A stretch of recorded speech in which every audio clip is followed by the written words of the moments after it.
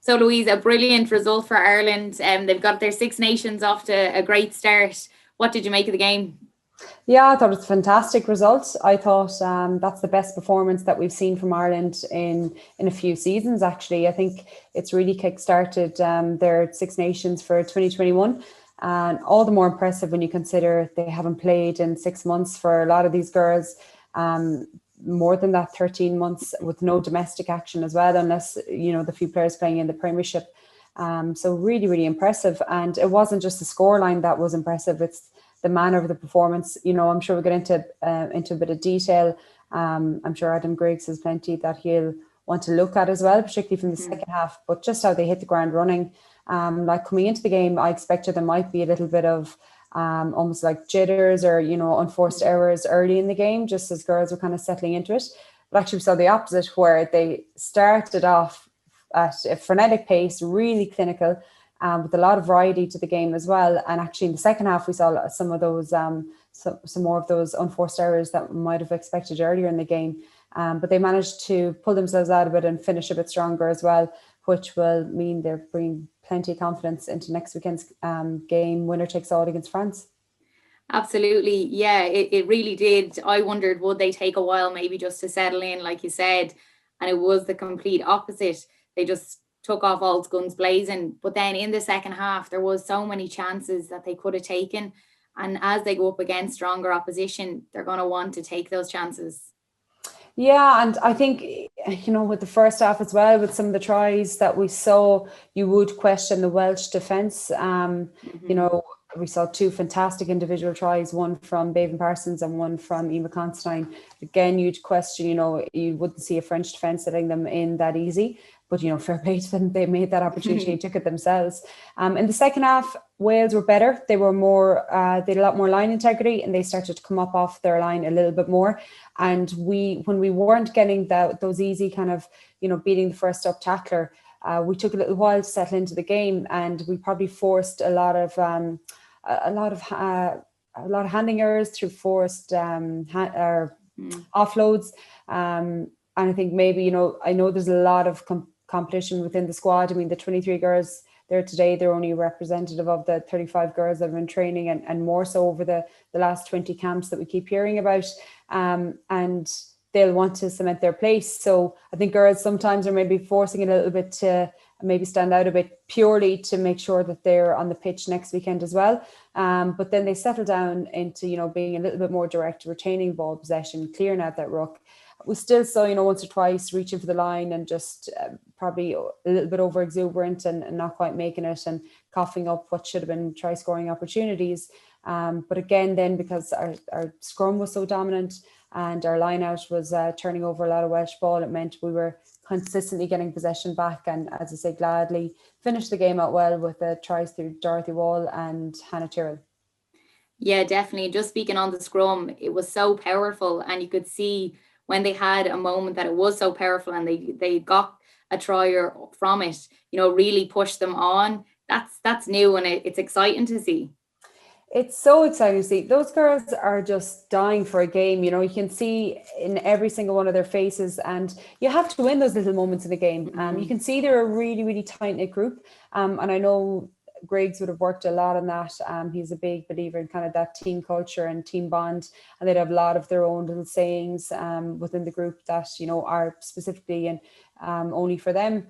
And I think you can see that on the pitch, that they're quite a tight-knit group, and certainly the forward pack, a scrum penalty, it's usually not just one person, it's 8 people together pushing really, really hard, and it's the timing of that, and to win those penalties, you can see what it means to them. And it's kind of, you're in such close proximity to your opposition that showing that emotion and showing that, like grimacing, it's really almost in the face of the opposition that we have one up on you, because the scrum can be a little bit of I suppose a psychological warfare as well as the physical battle.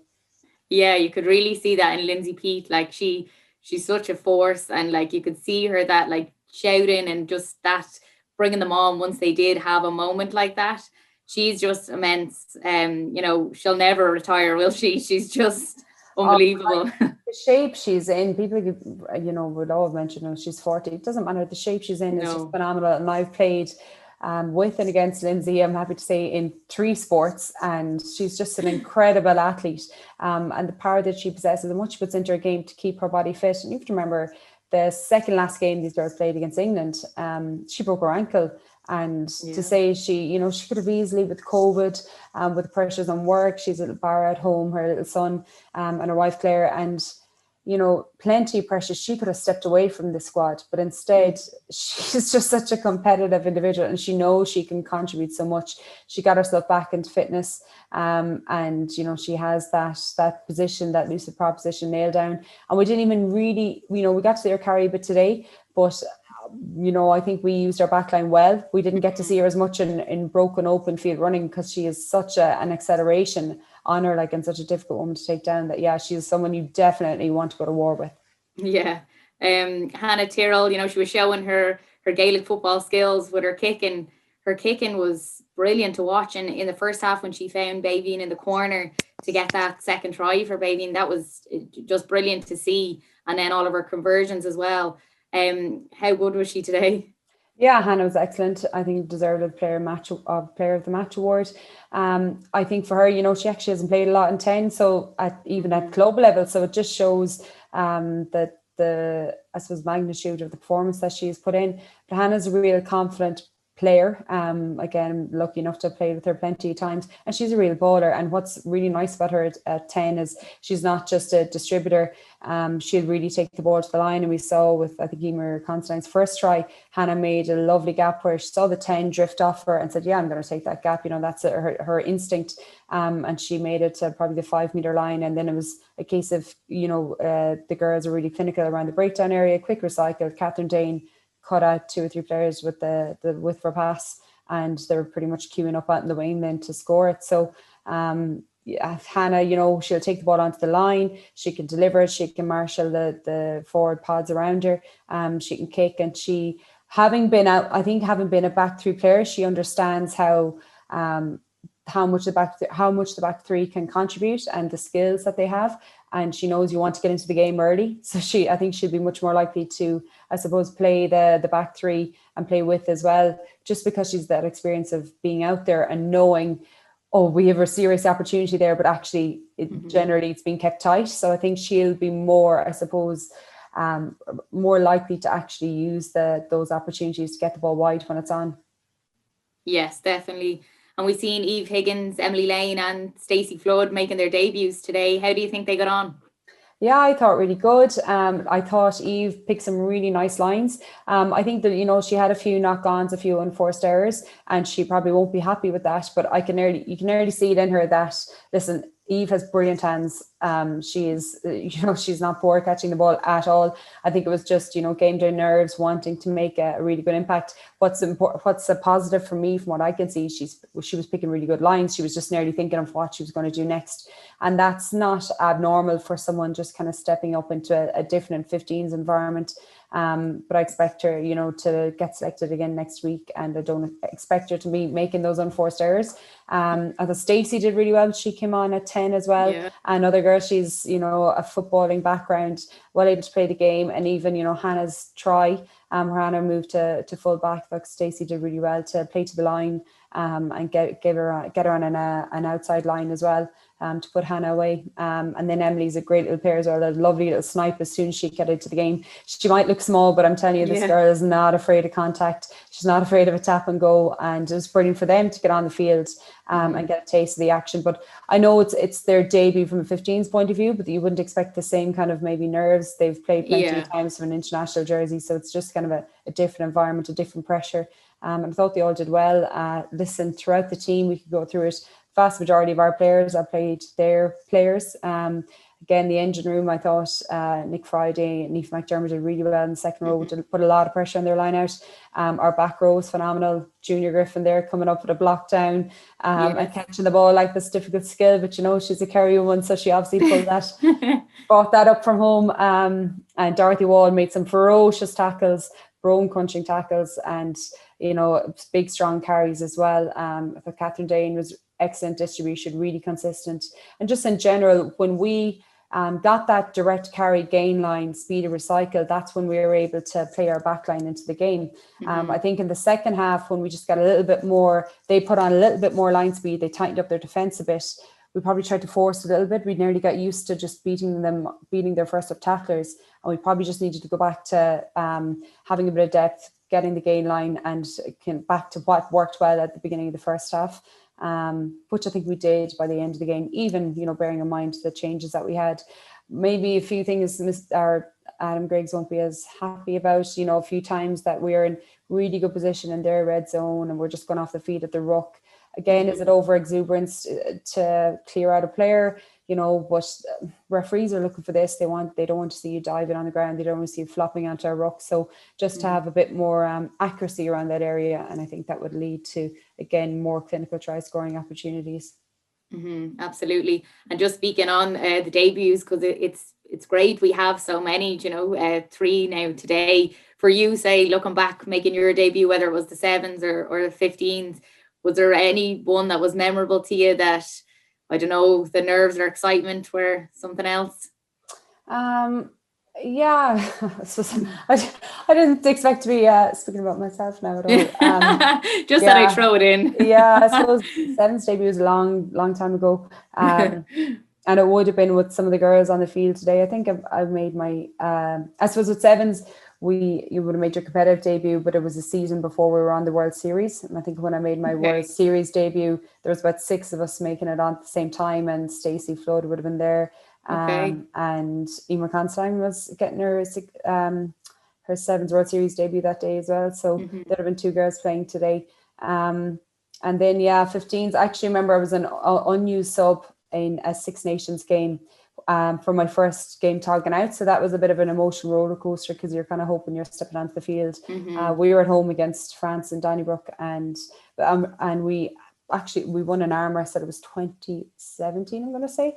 I think it was 2017 Six Nations, and I think we won something like 9-8, very tight, very close game.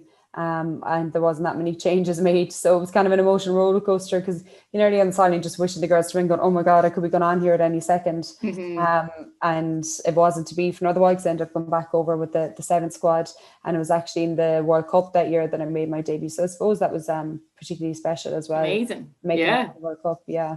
Oh, absolutely. And so the girls, something I really noticed is like the bond that they seem to have, and maybe that's through lockdown that they've had this probably more time to train, and they've had like 20 camps, I think it is. Could you notice that today, the sort of cohesiveness between them all? Absolutely. And I guess it'd be quite friendly with a lot of the girls, and you kind of get, without asking too much, you just get that sense from chatting to them that it's a really close-knit group. And there's still a lot of seriously talented players that weren't playing, weren't on the 23 today, so there's a lot more to come in and add to to add on the field as well. I think, like I said, Griggs has a lot of, I suppose, puts a lot of mass on that kind of cultural side of things and have a positive team bond. I think as well, they've such a talismanic leader in Ciara Griffin. They would have dealt with a lot of, I suppose, heartache with matches being postponed, World Cup qualifiers, then Six Nations, then the actual World Cup as well, and not knowing when they're going to play. But you can see that they were turning up and brought an air of professionalism to their training camps, because they looked physically in much better shape than Wales did today, and tactically just much more tuned in and much more accurate and clinical. Like, if anything, at the 45-0 scoreline, you can nearly say that it flattered Wales more than Ireland. Such was the dominance that they had in periods of that game, and it could have easily pushed towards the 60-point mark. So that is certainly emblematic of the bond within the squad, and the fact that they haven't just been bitching and moaning about tournaments being postponed or games being postponed. When they've gone into camp, they've actually just put the shoulder to the wheel, knowing that whenever they were going to take the field, they were going to be preparing whatever 15 were going to be taking to it as best as possible, and they were going to put on a head of a show. And I'm really excited already for next weekend. Yeah, speaking of next weekend, today Wales really weren't that great. It's going to be a completely different game next weekend against France. How do you think the girls will do? I'm just really, really excited. France are a fantastic team, and they've a serious squad depth. They obviously put in quite a dominant performance against Wales last weekend, but they'd be looking at that scoreline and at that performance and saying, God, Ireland can even improve from that, because we did have a 20-minute spell in the second half where we were a little bit just a little bit scattered and not as clinical. So I think France will be quite worried coming over to Dublin. I think this time of year, the game was played in Astro there as well. So we're going to be back on Donnybrook at the 4G, which is brilliant. It's going to suit Ireland down to the ground, the way that we're playing the game.